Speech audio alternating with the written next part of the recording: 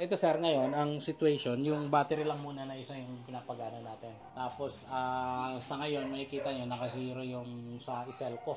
Okay. No? May load kayo ngayon na 1.19. So, lahat yan.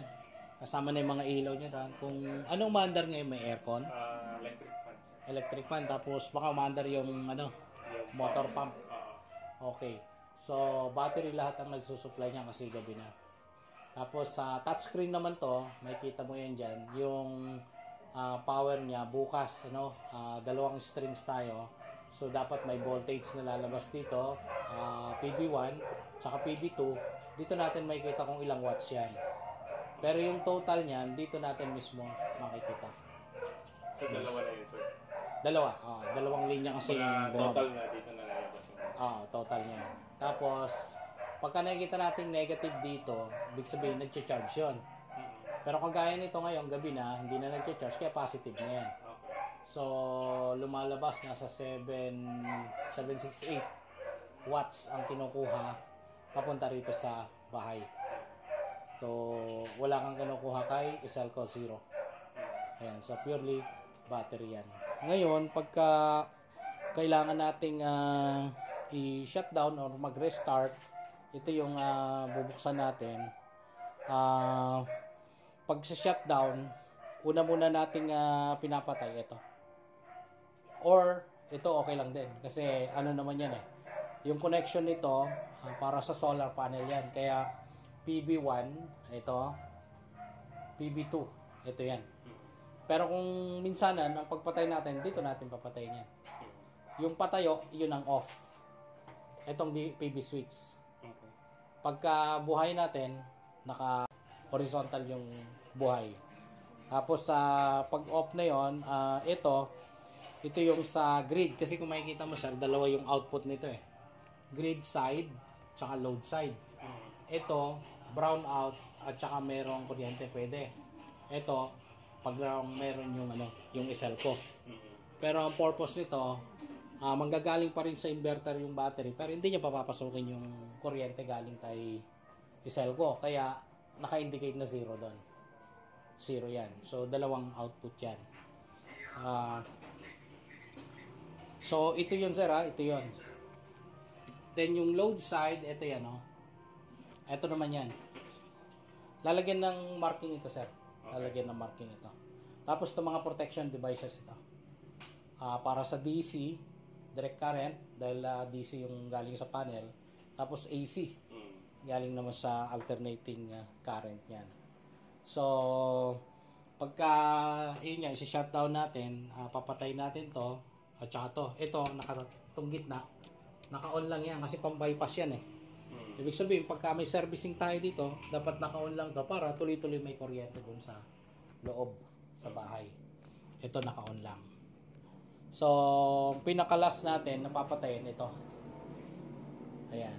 Itong on and off switch or PB switch. One click lang yan, sir? Yes. Tapos, magba-blackout yan mga ilang seconds. Okay. Merong time delay din yan. So, reverse naman tayo kung sakaling magpa-power up naman tayo. Uunahin natin, di ba ito yung una natin pinatay? Ito naman yung una nating bubuhayin. Okay. No? Assuming itong battery breaker na to, as is na lang yan sir, huwag na natin. Walang gagalawin. Okay. Kasi hanggat hindi natin ino-on itong on and off switch na to, hindi magpa-function tong battery. Kasi para sa inverter module yan. So, una to, tapos pangalawa ito, and makikita nyo rito sir, itong on na to, off pa yan.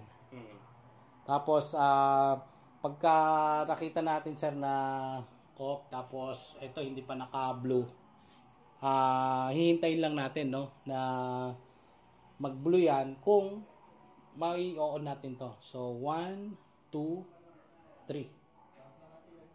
Kasi kung dito ka nagpatay, lahat na yon ha. Kasi isa lang naman connection nito eh. Okay. So, kung halimbawa dito mo pinatay, dito mo rin i-on. Pero kung dito ka nagpatay ng dalawa, dito mo rin i-on. So, walang problem sir, either kahit saan. Yes, kasi ito, entire PBs na to eh, dalawang PBs na yan. Okay. So, pinaka-master niya yan. Tapos, pag nag-on ito, lalabas yung kulay blue. From off, hintayin natin lumabas yung on.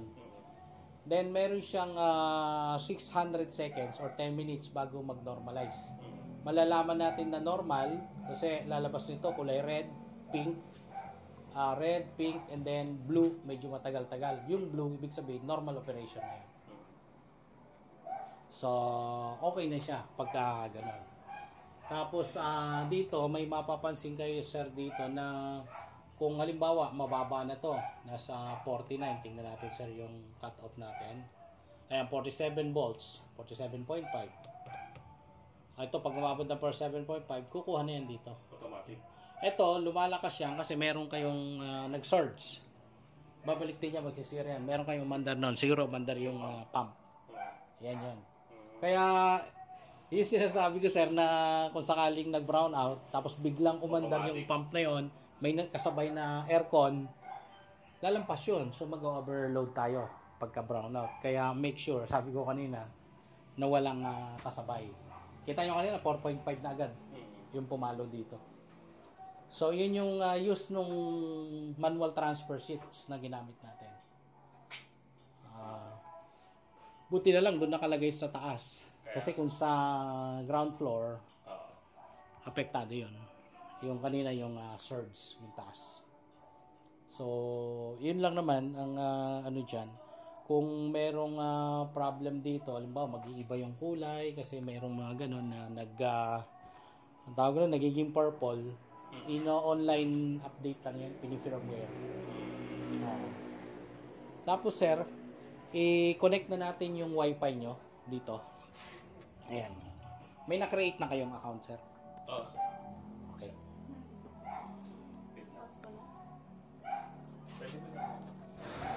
So, yun lang ang turnover natin sa client at good to go na ito.